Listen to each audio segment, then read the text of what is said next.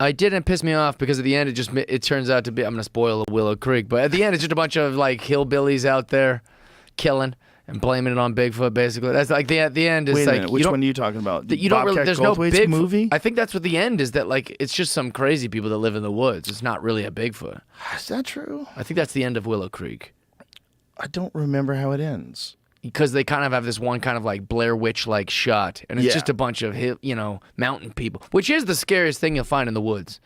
People Well, that's that. that want to be off that grid. Which was a complete and utter destruction of First Amendment rights. Just because the government went behind closed doors and said to its friends in Silicon Valley, please take this stuff down, that doesn't make it any less of a government intervention into people's freedom to speak and freedom to publish. Right. So governments they've outsourced censorship to private companies. And we've seen the same thing in the UK, where social media companies are forever being called before politicians and they're being instructed to take this down, take that down.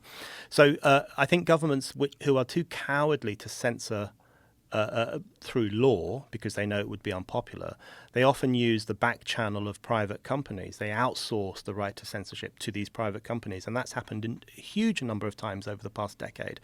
And he says, yeah, at the beginning I had to get drugged and drunk to be able to do it, but now I'm used to it. I'm cold-blooded and I'm used to it. And we started talking about the cycle of violence, right? Because he also said he doesn't kill women and children. And I asked him, but do you realize that you are traumatized from the experience that you had, that your parents were killed, and now you're doing the same thing to other kids? It's like, I actually never thought of that.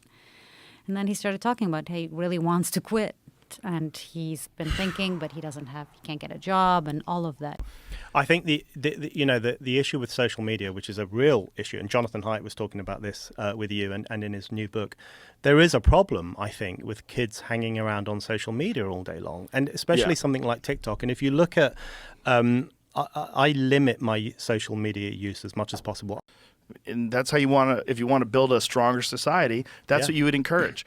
And if you want to diminish the society that is run by your enemies, you would show them the problem with freedom. Here, you're going to have men with beards and long fingernails teaching your kids about gender, and you're going to you're a plumber, and you're like, what the fuck? But in China, they have a TikTok that kids aren't allowed on after 10 p.m.